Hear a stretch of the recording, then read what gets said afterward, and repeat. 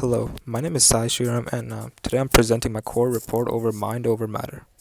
We're going to look over how we can fundamentally change our relationship with stress to perform better in our academic and professional lives.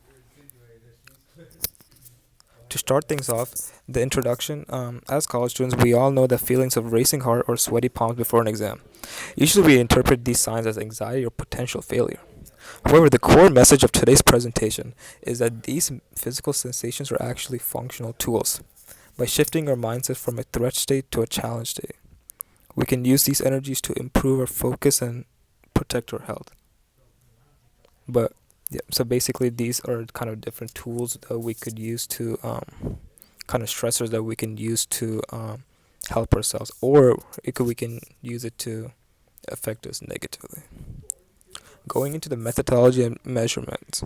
Oh wait, sorry, I skipped a bit. Going into researching goals and designs. Um, to test this idea, researchers conducted a study with 50 different participants. Now, here they wanted to know if refraining arousal could actually improve cardiovascular and cognitive outcome. They hypothesized that rephrasing stress could lead to healthier challenges response and reduce a tendency to focus on negative information. To prove this, they compared the reprisal group against two control groups, one told to ignore the stress and one which was not given any instructions at all. So we have kind of three different groups. One is the reprisal group, one is told to ignore the stress, and one is told nothing at all. And they were kind of trying to see what the difference is between each of the groups and how they, well, the situation they're put in, how can they use them to their advantage, or I guess how can they be, how can they can like negatively impact them. Now, going into the methodology section, the researchers used five different measurements to get the full picture. So here I kind of listed out the different measurements.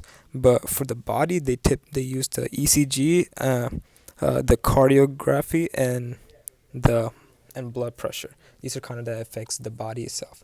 But to go more for the mind, they use emotional Stroop test to measure attentional bias.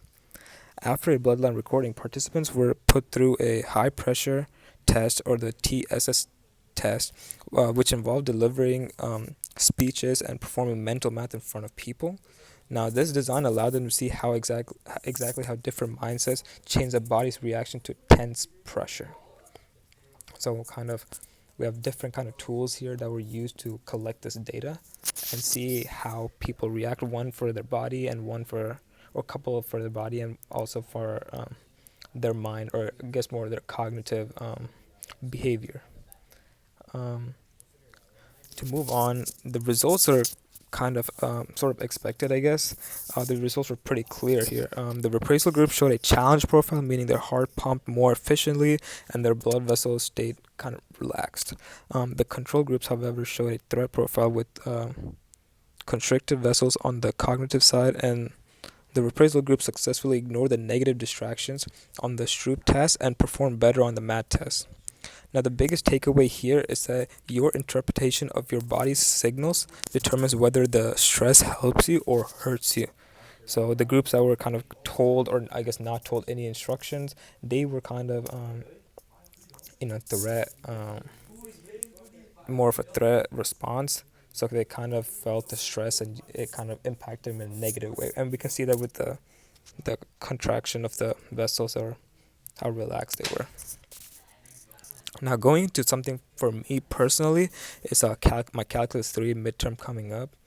Um, coming from as a freshman, to start things off, I am applying this to my own life for my calculus exam coming up. Now, it's a huge part of my grade. It's about 20% of my grade, so I kind of feel my heart racing and my hands getting cold when the due date is coming up. But instead of panicking, I'm kind of using a three-step plan. First, I'll tell myself my heart just pump more oxygen to my brain. Second, I'll view those butterflies as an energy for my test. So I kind of use it to fuel me. And finally, I'll track my focus during the test to evaluate if these strategies help me to stay on track better than my old just calming down method. So besides just saying calm down, I'm trying to more so use the stress to improve on myself, kind of fuel myself. So the whole butterflies or as like a readiness energy. Um, Looking ahead, this isn't just for the exams. I can use this like doing a presentation, for like a large audience. In the long term, this leads to better cardiovascular health and career resilience. Uh, for one thing to remember is stress is just energy. It's up to you how you use it. Um, yeah, and that's about it. Thank you for listening.